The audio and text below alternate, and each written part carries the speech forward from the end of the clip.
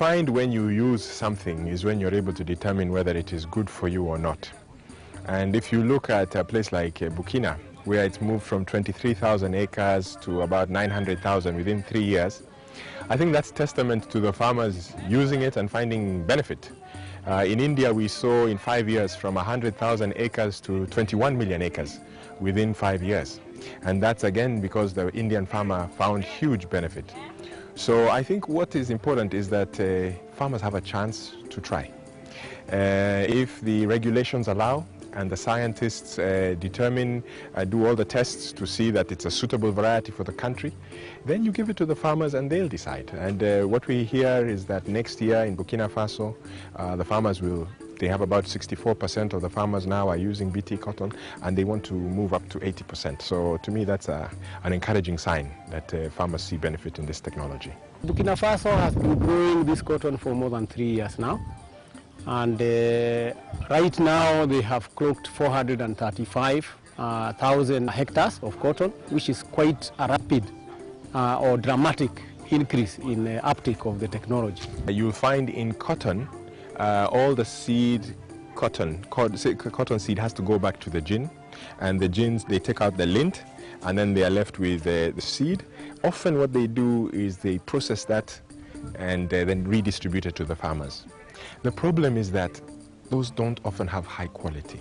They don't have high yield. They are not treated against diseases. So what you really find as a challenge in many African cotton companies is they do not have a proper seed system. Burkina Faso is a country which has a proper seed system. They do not recycle their seed. That is why it is #1 cotton producer in Africa. Even before GM, they would grow particular fields of high-yielding cotton seed. So it's not just about the seed. You also have to have the GINAs working together with the government, working together with a seed company, because GM just protects your seed, but you have to have good quality seed. So seed systems in Africa is one of the challenges. You need good seed for maize, you need good seed for cotton, you need good seed for cowpea, you need good seed for whatever crop you do, because seed is the beginning. Mazao yake kama vile mnavyoona inaanza chini mno, kuanzia huko chini, tunda la kwanza halianguki mpaka tunda la mwisho hapa liko imara, kuonyesha kuna jambo fulani linalofanyika kwa mmea huu ambao mimea ile mingine huwa haifanyi.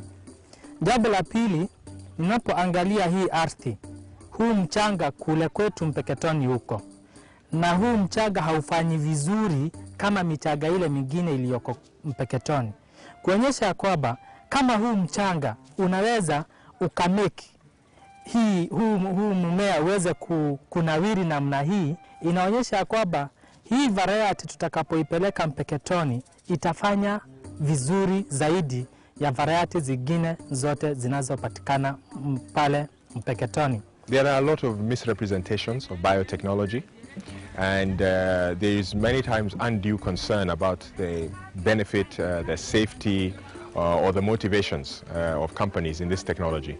But it's just like any other technology.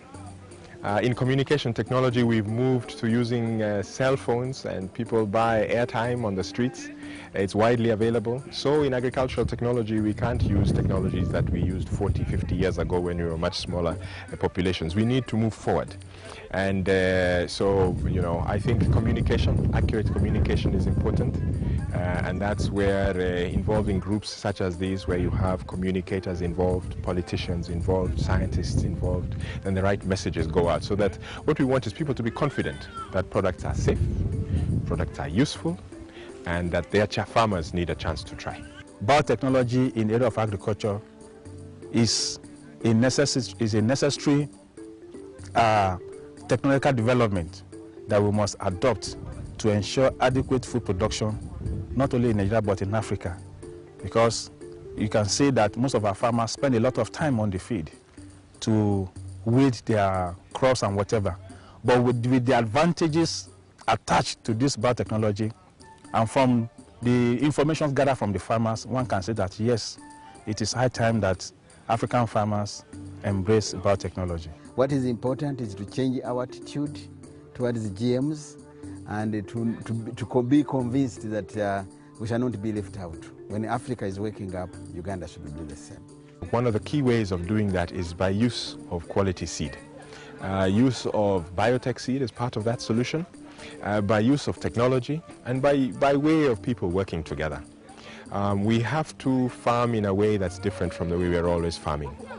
We see that yields are not going up and populations are going up, which means that productivity per person is going down, which means that poverty will not be erased.